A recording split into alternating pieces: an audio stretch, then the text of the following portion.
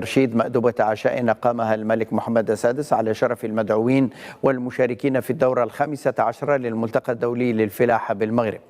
وحضر هذه المأدبة على وجه الخصوص كل من رئيس الحكومة عزيز أخنوش ورئيس مجلس المستشارين النعمة ميارة وبعض أعضاء الحكومة، إضافة إلى ممثلي السلك الدبلوماسي المعتمد بالرباط وعدد من الشخصيات المدنية والعسكرية.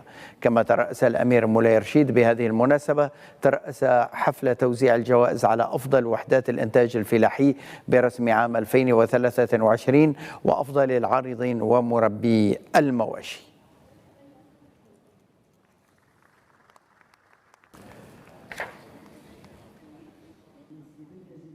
وحول أهمية هذه الدورة من الملتقى الدولي للفلاحة بمكناس ومكانة هذا الموعد السنوي دوليا، نتابع توضيحات المندوب العام للملتقى جواد الشامي، حوره موفد ميديان تيفي إلى عين المكان أنور الكحل.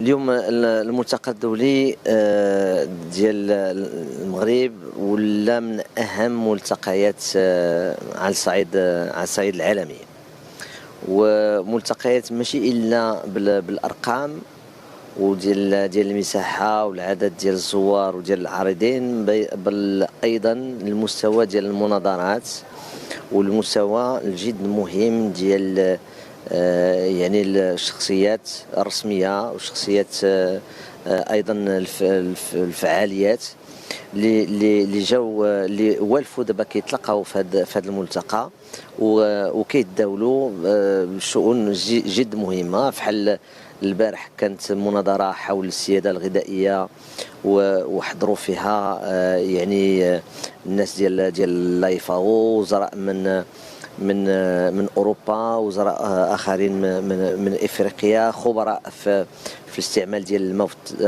واليوم كاين مناظره اخرى حتى هي من مستوى عالي، مناظره دوليه اللي راها حاليا كتجمع 36 وزير افريقي واللي غيتداولوا حول التقلبات المناخيه وما هو الاثار ديالها على الفلاحه الافريقيه.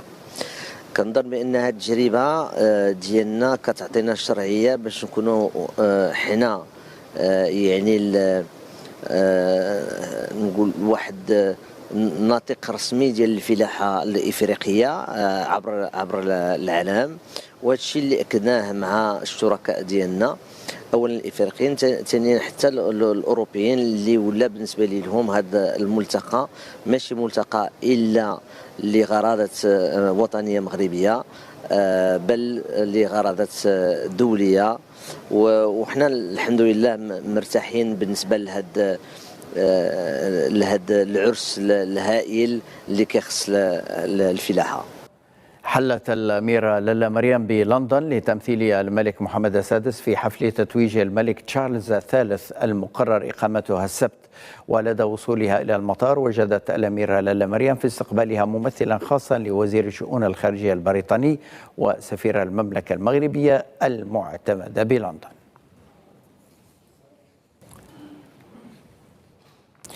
أبرز رئيس الحكومة المغربية عزيز أخنوش أن الحكومة تنوه بالقرار الملكي القاضي بترسيم رأس السنة الأمازيغية عيدا وطنيا ويوم عطلة مؤدا عنها. وعرب أخنوش خلال اجتماع المجلس الحكومي عن اعتزازه بهذا القرار التاريخي ذي الدلالات العميقة الذي يجسد الإرادة الملكية التي مكنت من قطع أشواط كبرى خلال 20 سنة الماضية. وأضاف أن الحكومة تلتزم باتخاذ جميع الإجراءات اللازمة من أجل تفعيله السليم.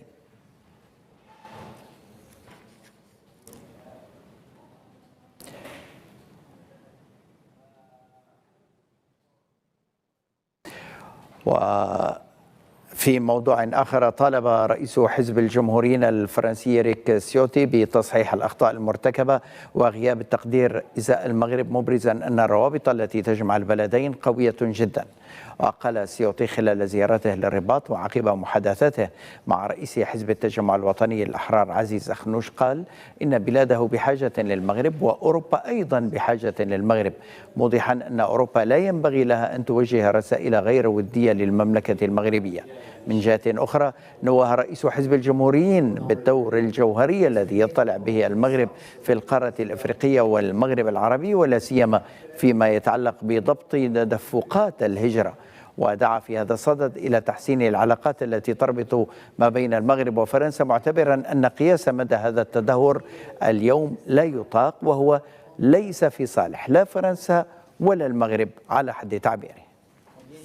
هذا لقاء هام مع السيد رئيس ديال الحزب الجمهوري الفرنسي اللي هو يعني شريك ديالنا مع الحزب بوبولار يعني الشعبي الأوروبي، واللي متعاقدين معهم على واحد المعدد ديال الامور. كانت نقاشات اللي هي جد مهمه كتهم العلاقات مع الاتحاد الاوروبي، كتهم العلاقات يعني اللي متاسفين لها اللي هي مع يعني البرلمان الاوروبي والبرلمان المغربي، اللي مع الاسف كانت مناسبه باش نقولوا بان ما كنتفهموش يعني واحد العدد ديال المسائل اللي كتمر الان في هذا البرلمان الاوروبي. احنا الحمد لله كل هذا مكسب، لان المغرب هو شريك كبير لاوروبا، شريك كبير لواحد العدد الدول الاوروبيه، ونتمنى على الله ان شاء الله انه بما فيه من رجال ونساء هذا الحزب ديال الجمهوريين انه يمكن لنا يعني نزيدوا الامام بخطوات ثابته.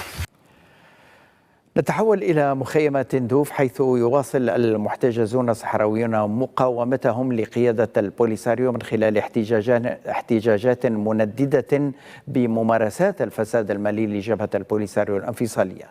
وردا على اختطاف ميليشيات البوليساريو للشاب محمد سالم السويد والتنكيل بعائلته وبأخته على وجه الخصوص، اقتحم أفراد من قبيلة تركيبات السواعد ومن معارف المختطف وزملائه الذين فضحوا عملية سرقة وتهريب قيادة البوليساريو للمحروقات لبيعها على الحدود الموريتانية